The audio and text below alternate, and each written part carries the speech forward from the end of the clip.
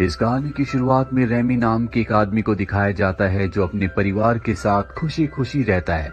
पेशे से वो एक पेंटर है और एक दिन जब वो अपने बच्चों के साथ बैठा होता है तभी उसे एहसास होता है कि वो चेयर के अंदर धंसता चला जा रहा है। वो जल्दी से खड़ा हो जाता है और ये बात अपनी पत्नी को बताता है, लेकिन उसकी पत्नी उसकी बातों पर विश्वास नहीं करती। और अब रेमी के साथ अक्सर ऐसा होता है, भी वो सोफे के अंदर धंसने लगता है तो कभी बेड के अंदर। उसे समझ नहीं आता कि उसके साथ ऐसा क्यों हो रहा है। अब एक दिन जब वो अपने स्टूडियो में होता है, उसके बच्चे भी वहां पर उसके साथ होते हैं। वो उनके साथ टाइम पास करना शुरू कर देता है, जिस दौरान वो पानी के टैप को बंद करना भूल जाता है और तभी उसके स्टूडियो में पूरी तरह से पानी भर जाता है। वो अपनी पेंटिंग्स को बचाने की कोशिश करता है, लेकिन अचानक से वो पानी के अंदर डूब जाता है। बड़ी मुश्किल से वो पानी से बाहर आता है, लेकिन अब वो उस जगह पर नहीं होता जहां वो डूबा था, यानी कि वो अपने स्टूडियो के अंदर नहीं है बल्कि नदी के बीचों बीच खड़ा है जहां पर चारों तरफ पहाड़ और जंगल हैं। वो देखता है कि इस दुनिया में 3 सूरज हैं, इससे उसे साफ साफ समझ में आ जाता है कि ये अर्थ नहीं बल्कि कोई और दुनिया है। और तभी वो देखता है कि सामने से कुछ लोग उसी की तरफ आ रहे हैं। इससे पहले कि वो ये पता लगा पाता कि वो कौन है, कोई उसे पानी के अंदर खींच लेता है और जब वो ऊपर निकलता है तो वो अपने स्टूडियो में होता है। दरअसल उसे वापस एक आदमी ने खींच लिया होता है। वो पूरी तरह से हैरान और परेशान होता है कि वो किस दुनिया में गया था। ये सारी बातें वो अपनी पत्नी को बताता है, लेकिन वो उसकी बातों पर विश्वास नहीं करती। उसे लगता है कि ये उसका इल्यूजन यानी कि भ्रम है। रेमी से कहती है कि तुम्हारा दिमाग खराब हो गया है, तुम्हारे साथ रहना बहुत मुश्किल है। दरअसल उसकी पत्नी अपने बॉस को पसंद करती है और उससे शादी करना चाहती है, उसके साथ रहना चाहती है। रेमी की जिंदगी में सब कुछ खराब हो रहा है, ना तो अब उसका स्टूडियो बचा और ना ही उसकी पत्नी उसका साथ देने के लिए तैयार है। रेमी की पत्नी अपने बॉस को अपने घर लेकर आती है। रेमी उससे बहुत अच्छे से मिलता है, हालांकि वो जानता है कि उसकी पत्नी उसके साथ रहना चाहती है। पर इससे पहले कि वो कुछ कहते, रेमी उनसे कहता है कि मैं जल्दी घर छोड़कर चला जाऊंगा। और इसके बाद रेमी अपने परिवार के पास जाता है। वो बताता है कि मेरी पत्नी अपने बॉस से शादी करना चाहती है, उसके साथ रहना चाहती है। मुझे तुम सबकी मदद की जरूरत है। लेकिन रेमी की कोई भी मदद नहीं करना चाहता। रेमी इस बात से और भी उदास हो जाता है और अब वो किचन में कॉफी बनाने के लिए आता है, जहाँ पर उसकी कैट भी होती है। और तभी उसकी कैट जंप करती है और अचानक से हवा में रुक जाती है। साथ ही यहाँ पर टाइम पूरी तरह से रुक गया होता है। रेमी को कुछ समझ नहीं आता कि यहाँ पर वक्त क्यों रुक गया। सिर्फ रेमी है जो कुछ कर पा रहा है। अगले पल वो जमीन में धंसना शुरू हो जाता है और एक सुरंग से होता हुआ वो एक बार फिर से उसी दुनिया में, उसी जंगल में जा गिरता है जहाँ पर उसने कुछ आदमियों को देखा था। ये सब जंगली आदमी होते हैं। रेमी को सब देखते हैं, हालांकि रेमी इनसे नहीं डरता, पर अगले पल उसे भागना पड़ता है क्योंकि ये सब लोग उसे मारकर अपना खाना बनाना चाहते हैं। रेमी अपनी जान बचाकर भागता हुआ एक गुफा के अंदर आ जाता है और इससे पहले कि वहां पर वो जंगली लोग आते जो रेमी को मारना चाहते हैं, रेमी को कोई चीज अपनी तरफ खींचती है और एक बार फिर से वो अपने घर के अंदर आ जाता है जहां पर सब सामान बिखर जाता है।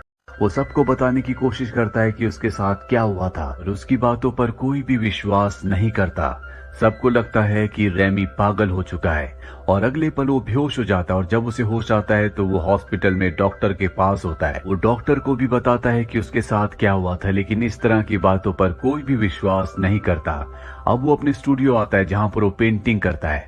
यहाँ पर बहुत सारे लोग आए होते हैं जिन्होंने उससे पैसे लेने, वो सब उससे पैसे मांग रहे होते हैं। अगले पल एक बार फिर से सब कुछ पॉज हो जाता है।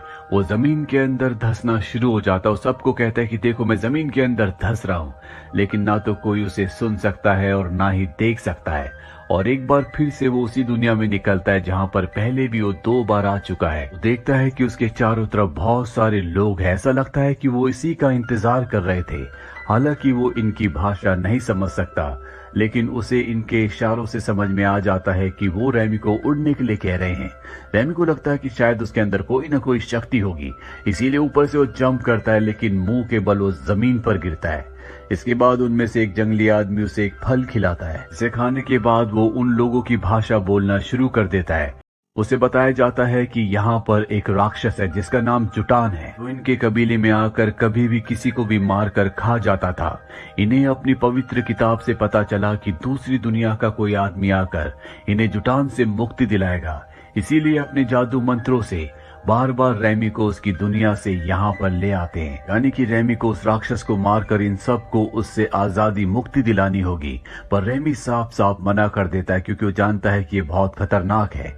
ये रेमी को उल्टा लटका देते हैं, लेकिन फिर भी रेमी इनकी बात नहीं मानता और इसके बाद रेमी को एक जगह कैद कर दिया जाता है ताकि वो जुटान को मारने की प्लानिंग कर सके। रेमी को भूख लगी होती है, इसीलिए वो यहाँ पर वाटरमेलन को उठाता है और अगले पल वो एक बार फिर से अपनी दुनिया में वापस आ जाता है।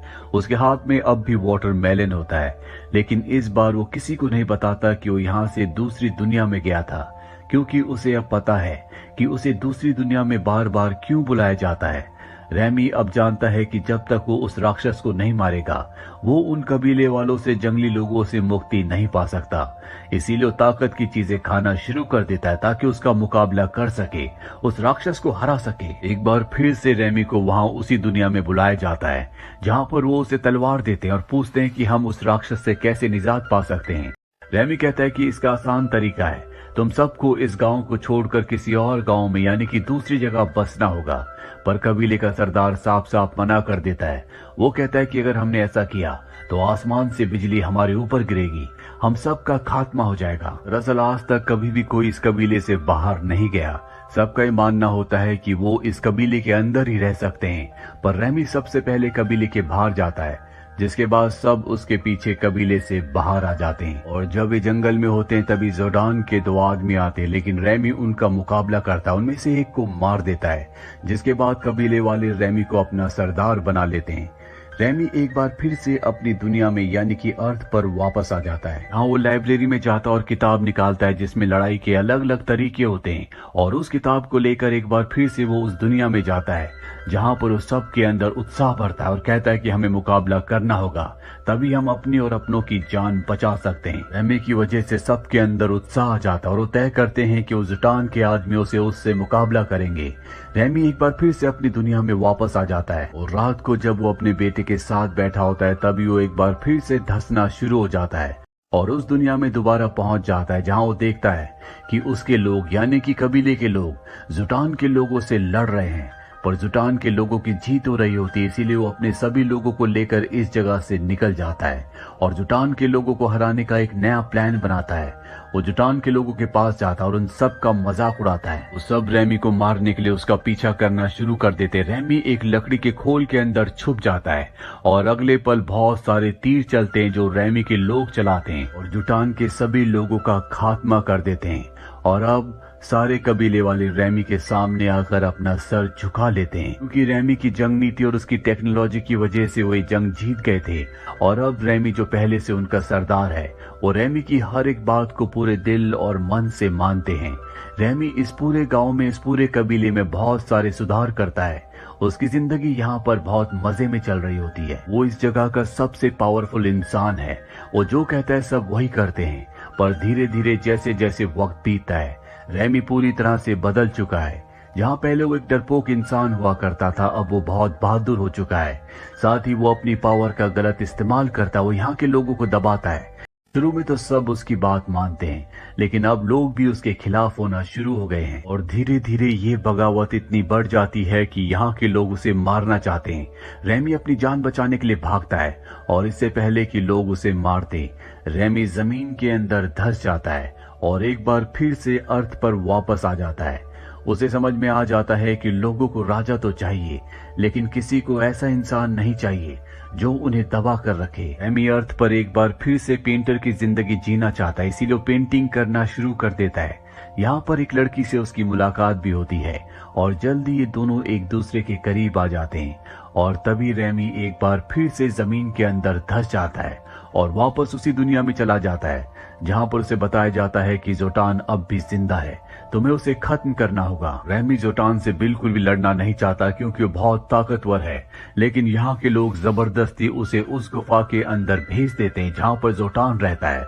और अब उसके सामने जोटान होता है जो उससे हाइट में, कदकाठी में बहुत लंबा होता है। हालांकि रेमी बहुत डर रहा होता है, लेकिन उसके पास जो हथियार होता है वो जोटान की तरफ फेंकता है और उसका निशाना बिल्कुल सही लगता है।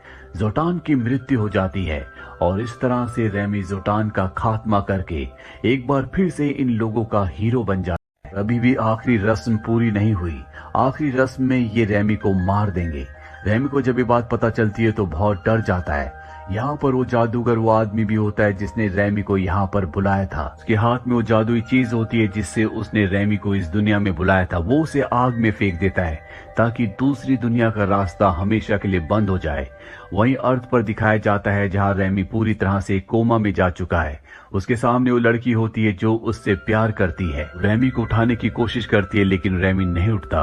वहीं दूसरी दुनिया में दिखाया जाता है जहाँ पर रैमी को मारने वाले होते हैं कि तभी उनमें से एक आदमी आग में जलती हुई उस चीज को जिससे अर्थ का रास्ता खुल सकता है उसे उठाकर पानी में फेंक देता है। इससे एक बार फिर से अर्थ का रास्ता खुल जाता और रैमी वापस अपनी दुनिया में आ जाता है। उस वक्त वो हॉस्पिटल में होता है और अब वो पूरी तरह से ठीक हो चुका है। यहाँ पर रैमी की पत्नी भी होती है, साथ में वो लड़की भी जो रैमी को पसंद करती है। रैमी भी उसे पसंद करता है।